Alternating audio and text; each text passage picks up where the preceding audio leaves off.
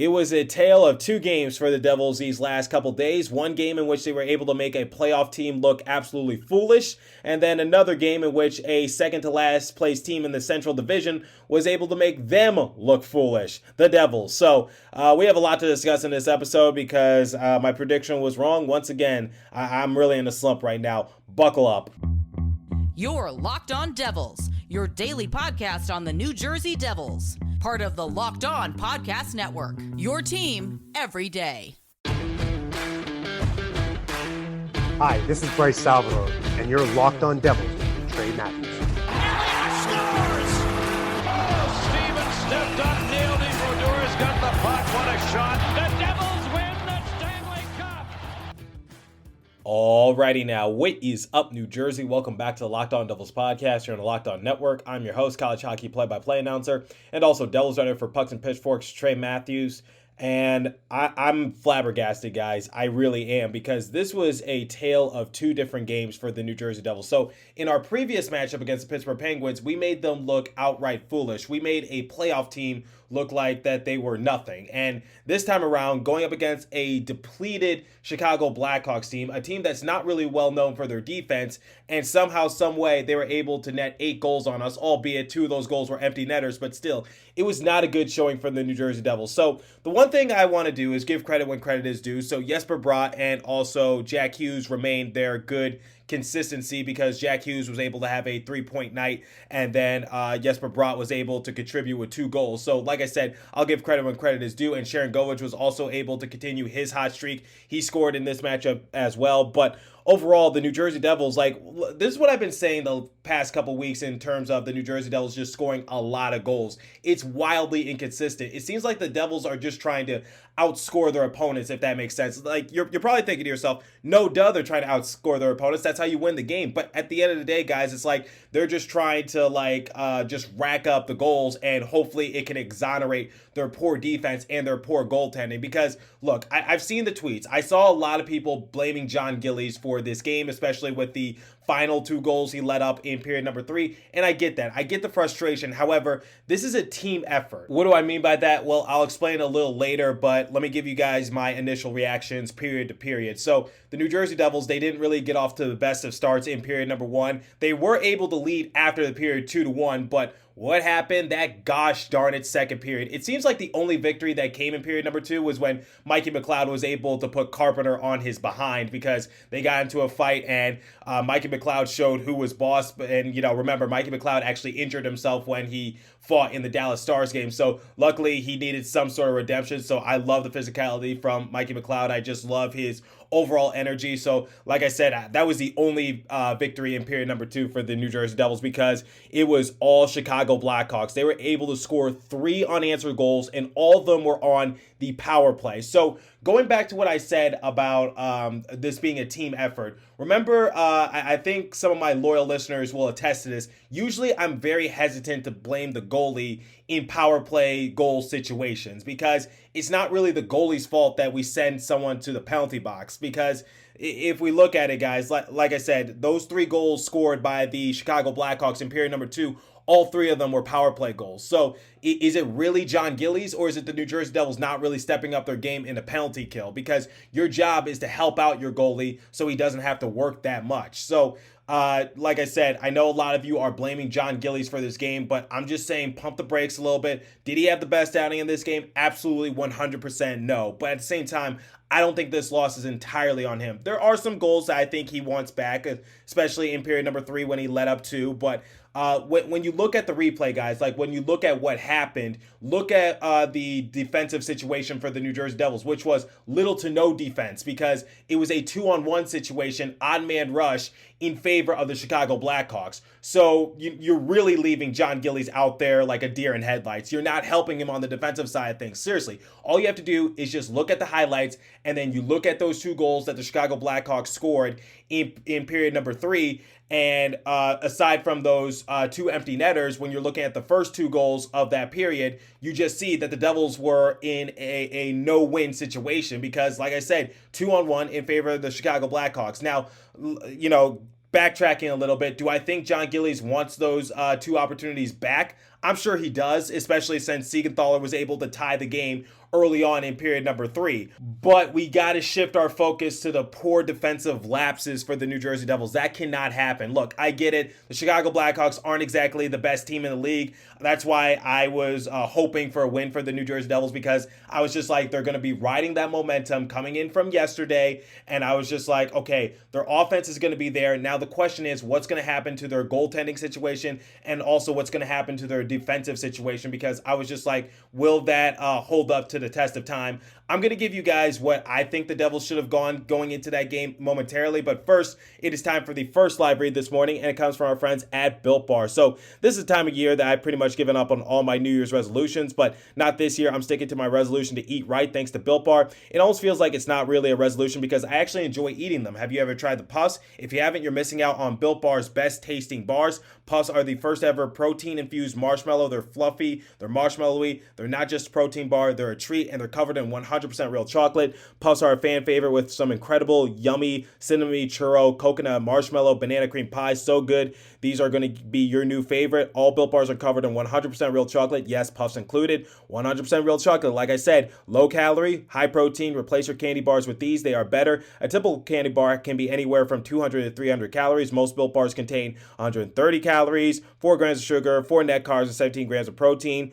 And mint brownie, coconut almond, and new this month, white chocolate cookies and cream. They are all delicious, and new flavors are coming out all the time. If you think a flavor might be good, they'll make it, and it'll be delicious, and it'll be good for you. I don't know how they do it, but Built Bar is always able to just come out with new products. If you think something is good, they're going to be making it. So the offer is go to Built.com, use promo code LOCKED15 for 15% off your order. Again, use promo code LOCKED15 for 15% off at Built.com. And now, the second live read comes from our friends at BetOnline.net. So football might be over this season, but basketball is in full steam for both pro and college hoops. From the latest odds, totals, player performance, props to where the next fired coach is going to land, BetOnline.net is the number one spot for all your sports betting needs.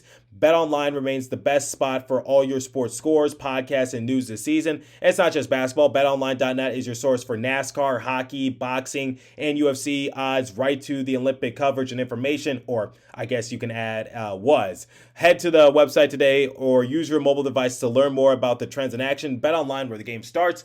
Please remember to gamble responsibly and visit our friends at Locked On Bets for all your betting needs there as well. So, coming into this game for the New Jersey Devils, here's what I thought that they were going to roll out with. So I said it in the last episode, and I've been saying it in episodes prior. Keep the lines where they're at right now. Keep Jesper Bratt on the second line with Nico Hischier. Keep Jack Hughes on the top line with Sharon Govich and Mercer. Yada, yada, yada. You guys get it, because someone like Severson, he's focusing more on offense and not so much defense. And then you pair him with Ryan Graves, who is a silent but deadly impact. And, you know, Ryan Graves can balance that out. Same with Siegenthaler and Dougie Hamilton, because Dougie Hamilton can provide the offense. Siegenthaler is the most consistent defenseman, arguably on the Devils roster, but like I said, not going to generate offense, but this game proved otherwise. But digressing a little bit, here's what I thought they were going to roll with. Why didn't they put Nico Daws in net? Now, a lot of you are probably saying to yourself, Trey, this is a back-to-back game. Nico Daws put up one heck of a fight in his last game. They need to rest him. No. Look, I get it. We worked Mackenzie Blackwood to the brink.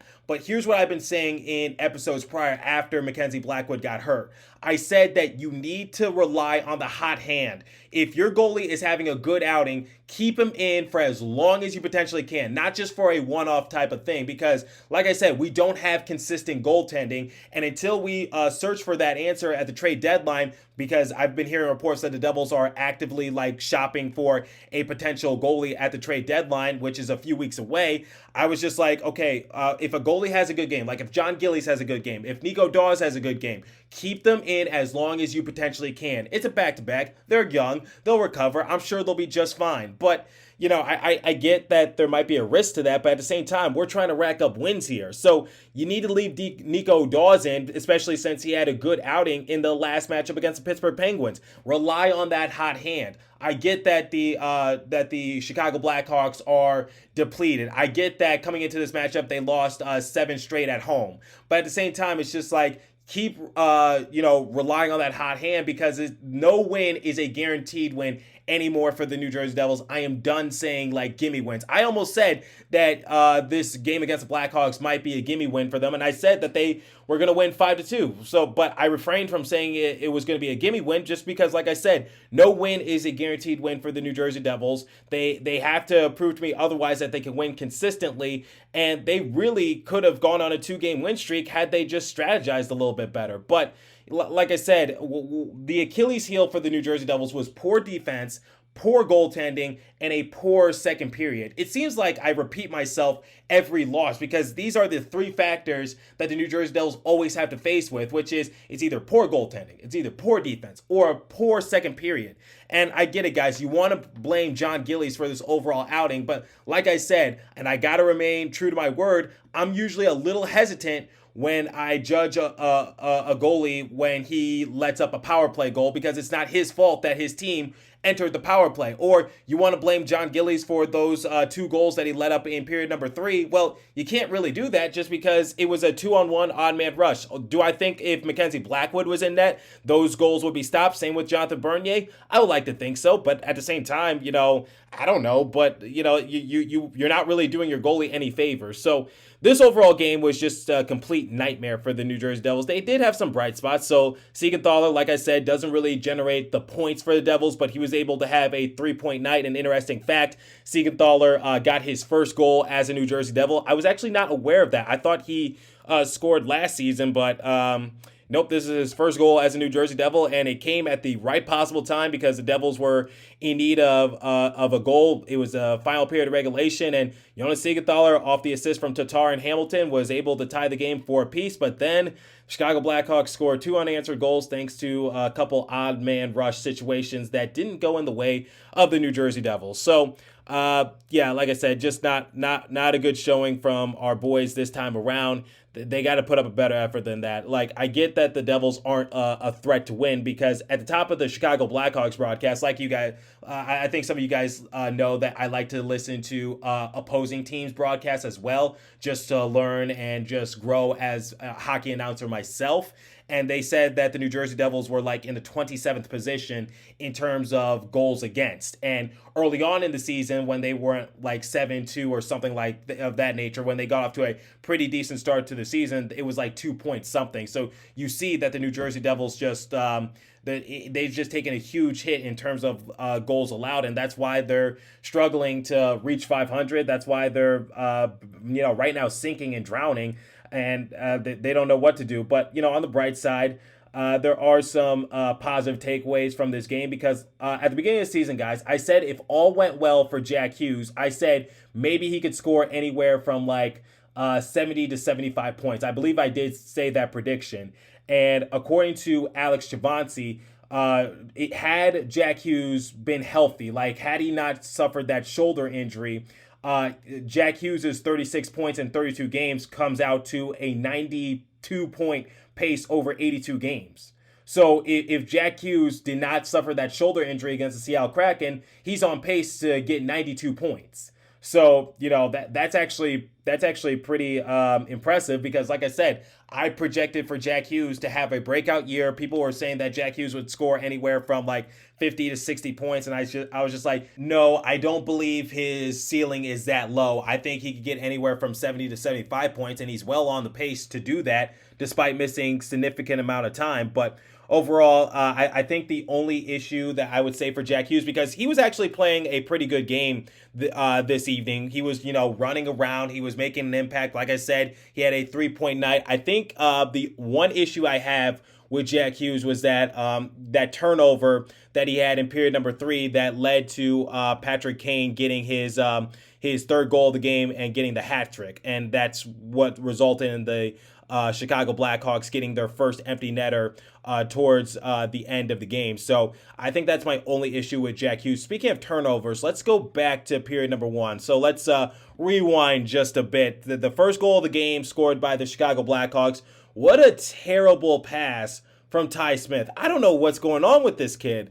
I knew he was going to get off to a slow start. I didn't think it was going to be this slow because he is well off the pace of what he was able to do last season because Ty Smith has appeared in 44 games. He has 1 goal, 12 assists for a grand total of 13 points, and he has a plus minus of -6 To give you guys some better reference, last year he appeared in 48 games. He had 2 goals, 21 assists for a grand total of 23 points, and he had a plus-minus of -9. Obviously, the numbers don't tell the entirety of the story because he did have 7 power play points, and I think that was tops on our team. If not, I think he actually, along with Pavel Zacha, was actually leading the Devils for power play points. I'm going to have to look that up, but overall, Ty Smith has just completely taken a 360 and not in a good way. It's like for every step forward he takes 2 steps backwards. So I don't know what's going on with this kid. I really want the best for him, but at the same time, guys, like I said, the overall thing I want you guys to take away from this episode, that it's not one person. This is a team effort. So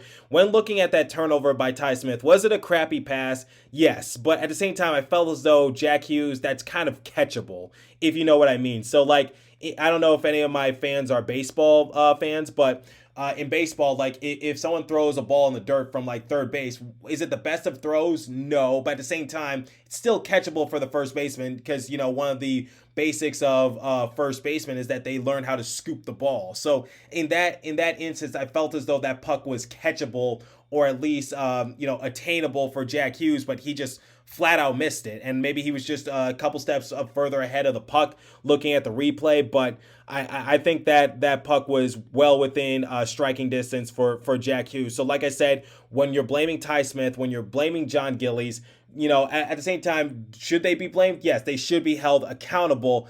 But at the same time, like I said, this overall effort from the New Jersey Devils, or lack of effort, is a team collection. So I get it. It's frustrating, and I do expect better from the New Jersey Devils because this game was a crapshoot. Like, I don't know what else to say. Like I said, the Blackhawks are not the best team in the NHL. They've been struggling their last few games, and they have lost 7 in a row at home. I was thinking like this was going to be another potential win for the New Jersey Devils because the Chicago Blackhawks, they're like what?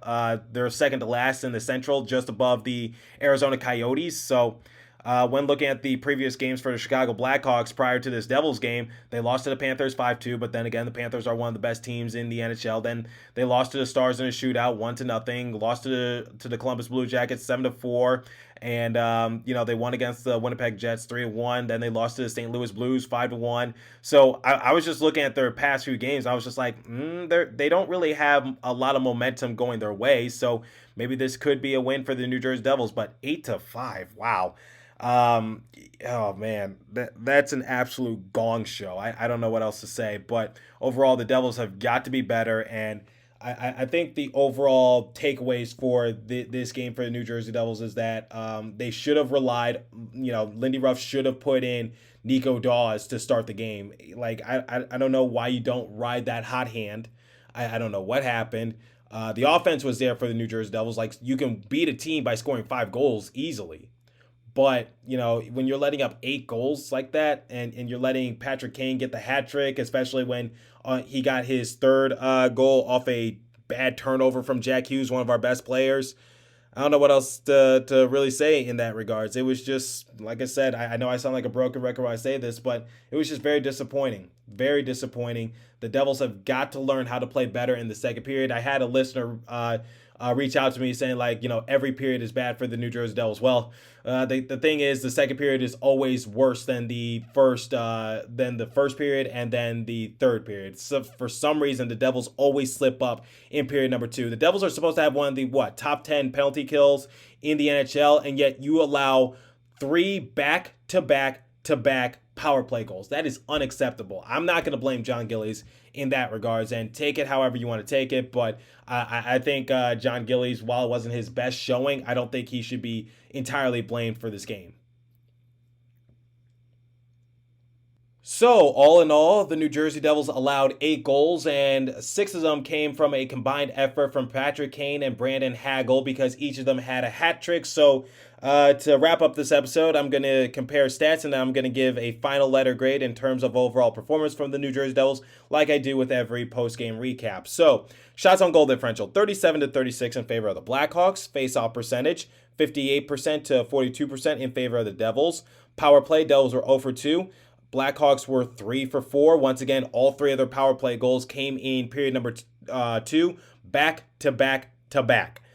Hits 26-19 in favor of the Devils, blocks 18-15 in favor of the Blackhawks, and giveaways, the Blackhawks led that department 15-12. So when judging this game for the New Jersey Devils, I can't say the effort wasn't there. The effort was there. The problem was the defensive lapses, letting Hagel and Kane get a hat trick each. Like, I don't know how often that happens in hockey, but I don't see that too often where two players get a hat trick. So I don't know the exact stat, but there's that note to write down. And then when looking at the overall goals against average for the Devils, it just continues to get worse and worse and worse. And the overall effort from John Gillies, okay, look, John Gillies gave up 3.27 goals above expected, according to Alex Chavancy. So, obviously, I get it. You want to scapegoat John Gillies, but think about the odd man rush that led up to the Blackhawks scoring. So just keep that in mind.